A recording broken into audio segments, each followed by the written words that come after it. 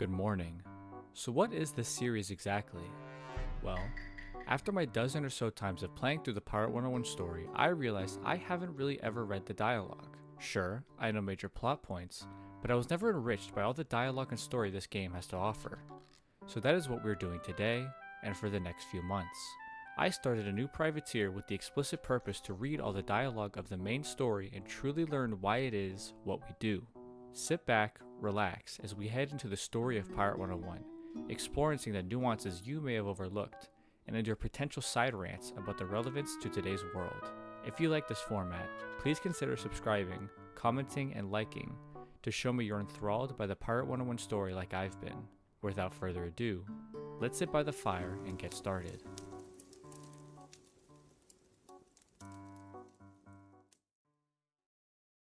So book 4 starts like any other good book does, and that is with a letter. And this letter comes from the Major Domo back in Tradewind Skyway. So if you can recall, we ended book 3 in Monquista, the homeland of the Tradewind Skyway. And the Major Domo gives us this letter that came from One-Eyed Jack, the jackrabbit that we saw back in Flotsam in book 2 or book 1. And basically this letter tells us that every pirate in Skull Island wants to kill us and take this map from us. And he tells us to meet him in Scrimshaw so we can talk it over and see what's going on. So we land at the Scrimshaw docks and we try to find Jack, and he's nowhere to be found. So we talk to a barkeep who tells us that the Wharf Rat gang actually kidnapped him, so they took him. And it's actually none other than Blind Mew who tells us where exactly he went. This is a similar scenario as to what happened in book 1 with Ratbeard, where Blind Mew actually told us the direction of where the crew went. So we end up saving Jack, and he tells us that Captain Avery has been telling every other pirate that we have the motherlode of all maps. We have this holy relic of maps, but we don't have a map. We never took anything from Captain Gun's loot. We never picked up another map. So it's a little confusing, so we gotta go and head back to Captain Avery. So in a surprise to no one, Captain Avery once again lied and told the pirates that we had the map that he had. And in fact, it's only one of 7 pieces of a map that came from El Dorado and Marco Pollo. And then he tells us the story of Marco Pollo.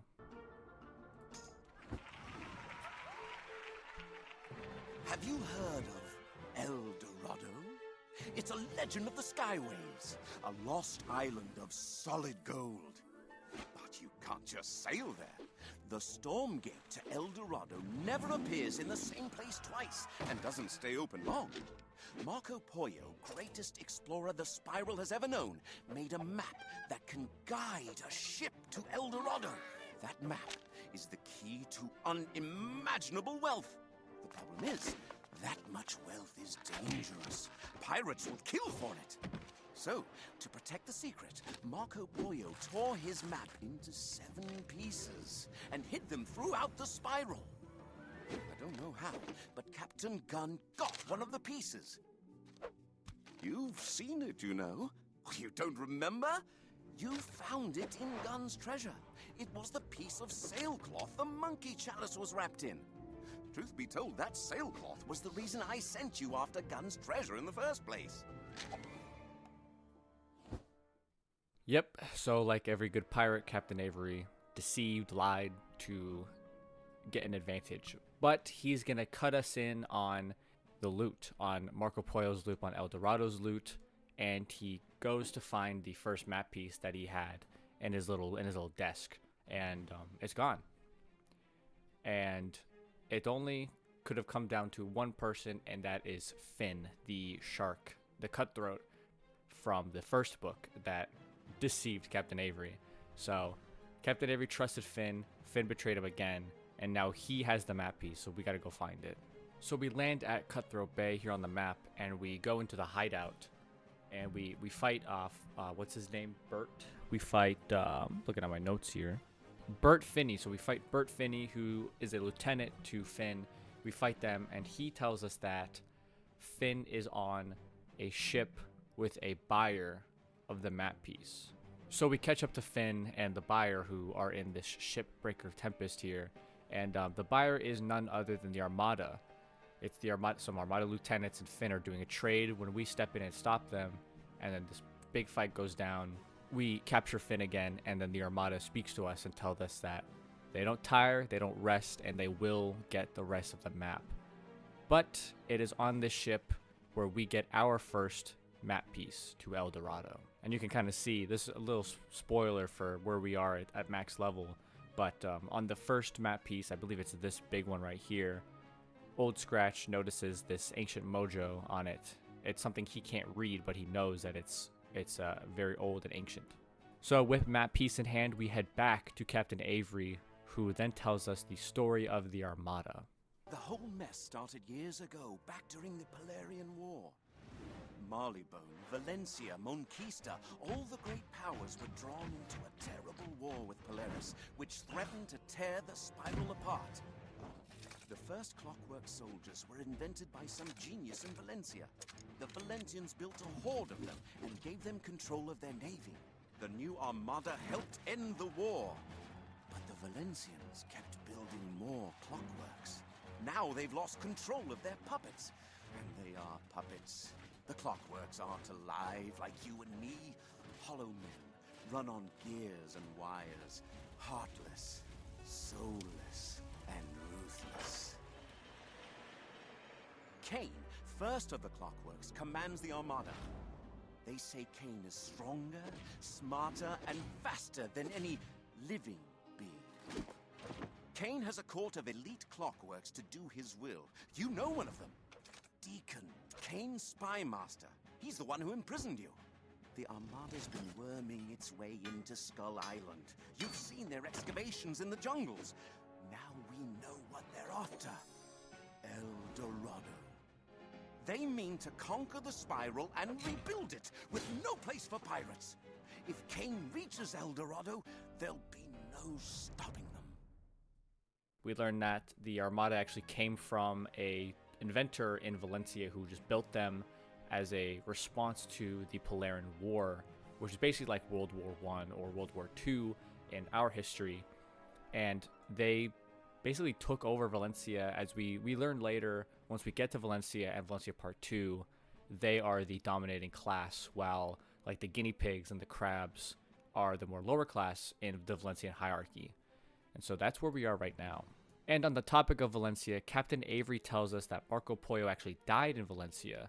Even though he was originally from Cool Ranch, he actually stayed, resided, and then ended up dying in Valencia. And that's our next stop. So this next part, before we actually get to Valencia, involves these three Monquistans, and they actually fought the Armada. It's not actually, it's not clarified whether they fought them during the Polarian War or during some other altercation. But Hooktail, Django, and Roberto here, they tell us that we need an indigo windstone, which the Marlebonians have. So we go over to that, fight some of them. We realize that none of them have it. Yeah, El Tiburon. We fight this shark in the ship, and it's protecting this chest. And once we beat it, we make our way through the skyways and get to Valencia. However, first, before we can actually head to Valencia, we need travel papers. And the only way we can get that is through Cortez and the Queen Eleanor in Monquista, because the skyway that we're going to be using is actually in Monquista. And since the Monquistan Empire hates us, we go through Cortez. At this current point in time, the Monquistan Civil War is currently ongoing. So Cortez, Queen Eleanor, and their troops are currently combating the Monquistan Empire. And like every quest in Pirate 101 Wizard 101, it is a trade, it's a favor. So in order to get our travel papers, we must help the resistance efforts.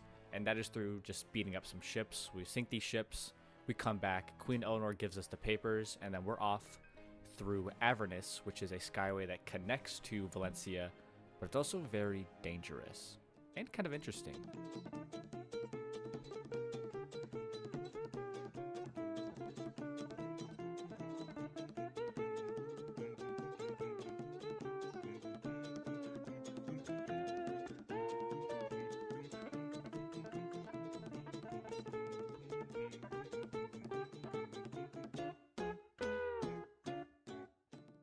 So we braved the first half of the skyway, and then now we're in the other dangerous part, And this is, interestingly, this is Dragonspire. And we see the Dragon Titan back there. That's the Dragonspire that shows up in Wizard 101, which is very interesting. There's not a whole lot to this. There's the Monquista, there's the Valencia, which we're about to go through. Did I miss it? Oh, no, it's right here to the left. And then there's another unused Stormgate. But this is an interesting area. And then now we have the other half of the Skyway.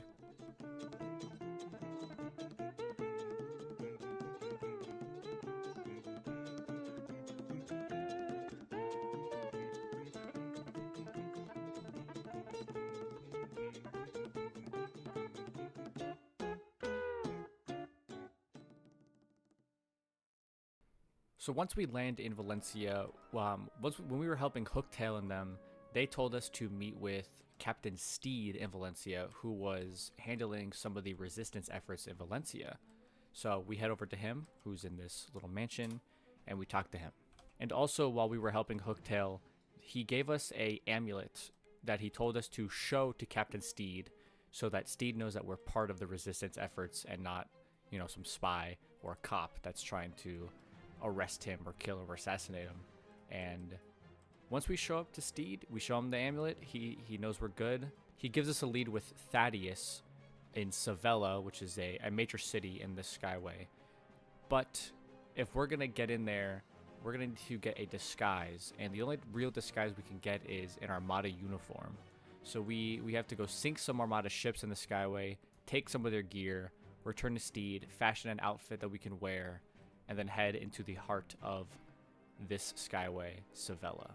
So we land in Sevilla with our uniform on, and we're noticeably shorter than the rest of the Armada troops, but this allows us to sneak past these guards undetected, and then we could speak to Thaddeus, our lead, on what the Armada's doing, what their resistance is doing, and see if we can get to Marco Polo's tomb.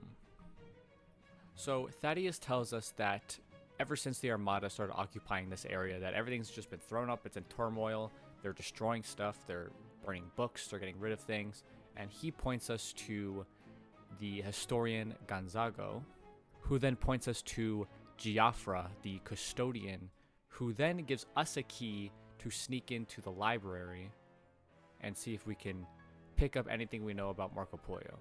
So we sneak into the library and we speak to librarian Adelmo, who tells us that any novel pointing to Marco Polo, books about Marco Polo, books written about people written about Marco Polo, anything having to do with Marco Polo in any sort of capacity was stolen and taken by the Armada.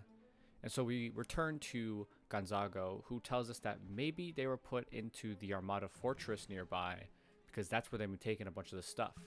And so we ransack that fortress. We see there's no books there, but there is a log. And that log tells us that the books were actually delivered to Cadiz, which to the Valencians means it's over, it's done with.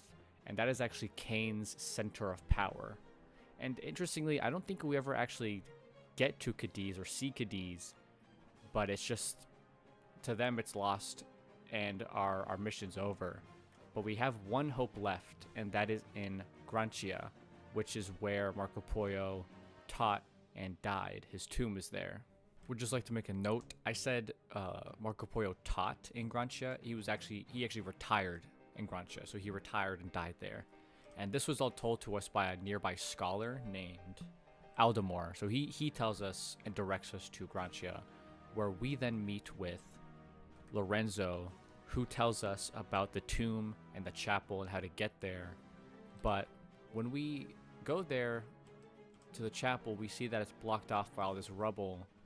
As we can see, there's some rubble here, and it's on the other side there.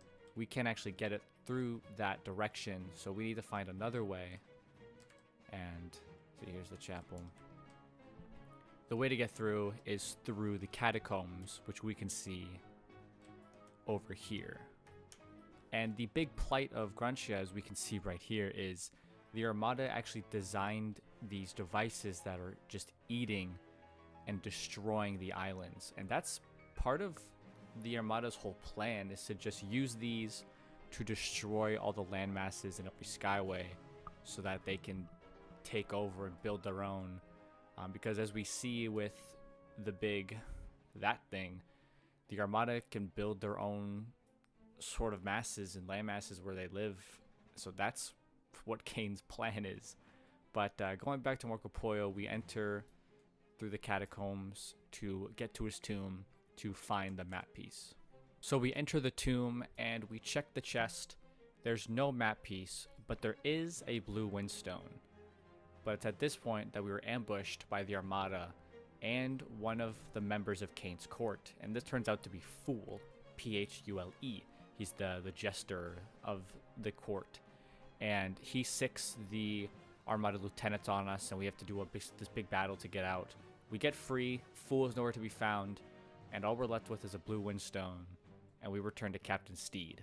Now that we're in the Skyway, there's a better look at that big mass I was talking about. And you can actually see right there on the sides are a similar mechanism we saw in Grantia that are world-eating. So maybe it's a big ship that Kane's using to maybe get rid of bigger land masses, which sort of, that's terrifying. We return to Steed and tell him about all of our troubles and plights in Valencia, what happened with the books, the ledger about what happened to the books, the encounter with Fool and the Armada lieutenants, and he tells us that there is potentially one last hope, and that is a student of Marco Polo who heard the last words of Marco Polo, and that is Varro, and he is now a monk in Monquista. And if we go back to Monquista, we can actually see this student of Marco Polo, this horse, in the tower in St. Bona's Abbey where we spoke to a couple people in Monquista. So we have to go back there and talk to him and see if there's anything we can learn from him about Marco Polo's map or his resting place where we can get some sort of information. It is in this tower we speak to Brother Varro, and he tells us that Marco Polo did speak of El Dorado, but very limited. He said that it harbored great powers, evil powers, and that no one should ever go there. However, Marco Polo did keep one map piece in Cool Ranch, his home place, his birthplace, and that is probably our next best start. I just wanted to throw out this little addendum because actually I made a mistake in that very last part. The map piece in Cool Ranch was not actually held by Marco Polo, it was held by Christopher Clark, who was one of the people on the expedition to El Dorado. And so that is why we head to Cool Ranch. So Marco Polo's map piece went with Marco Polo in the tomb that is missing, and Christopher Clark's map piece is the one that is in Cool Ranch. But yeah, thank you. And heading to Cool Ranch is where Book 5 picks up, and there's a whole lot of books there. Cool Ranch is a long world that's split into two parts, with Port Regal in the middle. So we're going to get to that. We'll get to Cool Ranch, which is personally my favorite part of Pirate 101. I love Cool Ranch Part 1 and Part 2. I think Part 1 more so, but Part 2 was great as well. But if you enjoyed, I hope you stick around for a little bit more, and I will see you.